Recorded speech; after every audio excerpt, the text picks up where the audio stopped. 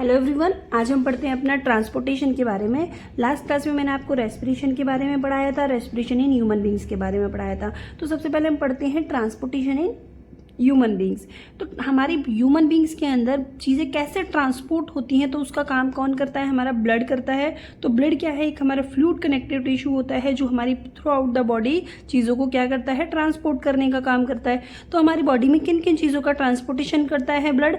तो मेन हमारा ब्लड जो होता है वो ऑक्सीजन को लंग्स से हर बॉडी के टिश्यूज़ तक, सेल्स तक पहुंचाने का काम करता है।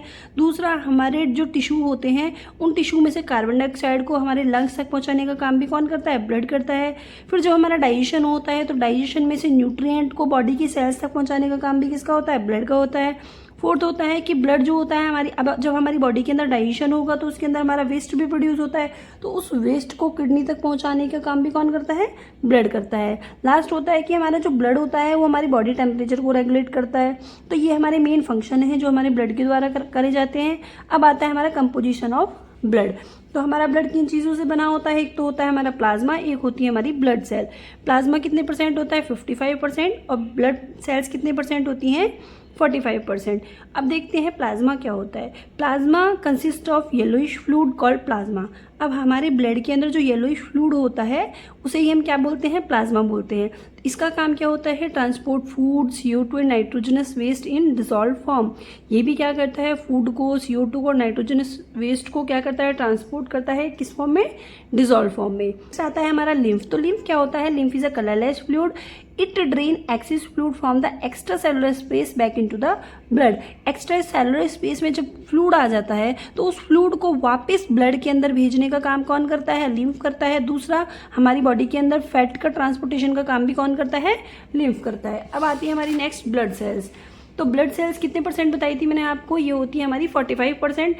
अब इसके अंदर क्या क्या पार्ट्स होते हैं? एक होता है हमारा RBCs, WBCs और प्लेटिलेट्स। RBCs क्या होती हैं? इन्हें एरिथ्रोसाइट्स बोलते हैं और ये हमारी ब्लड सेल्स सबसे ज़्यादा अमाउंट में होती है।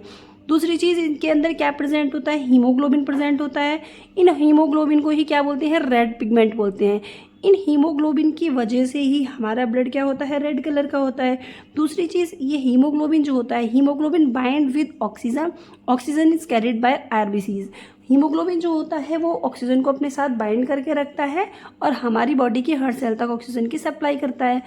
RBCs का लाइफ स्पैन कितना होता है? इनकी लाइफ कितनी होती है? 120 डेज की होती है। और ये कहाँ पे बनती है? हमारी बोन मैरो के अंदर फॉर्म होती है। ठीक है, ये मोस्ट इंपॉर्टेंट पॉइंट्स है हमारे RBCs के बारे में। अब आता है हमारा WBCs। WBCs क्या होती हैं? इन्हें ल्यूकोसाइट्स बोलते हैं। WBCs fight against germs and infection.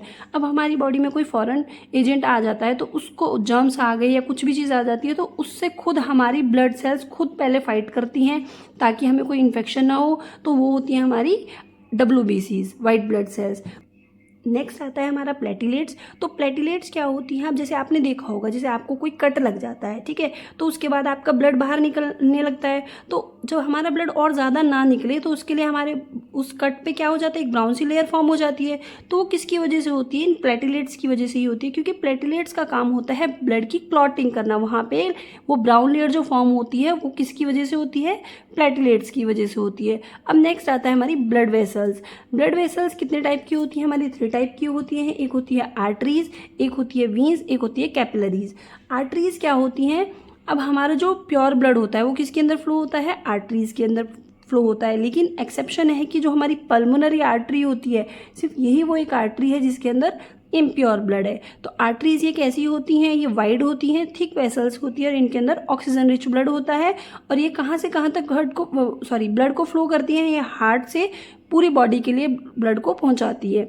दूसरी चीज़ होती है इनके मेन फंक्शन। इनमें डिफरेंस पूछा जाता है। They do not have valves. इनके अंदर कोई वॉल्व्स नहीं होती है, लेकिन इनके अंदर बहुत हाई प्रेशर के साथ ब्लड फ्लो होता है और ये डीप शीटेड होती है। डीप शीटेड का मतलब होता है ये हमें विजिबल नहीं होती है, दिखाई नहीं देती है। अब हमें जो ये दिख रही है ये क्या है? ये हमारी वीन्स हैं।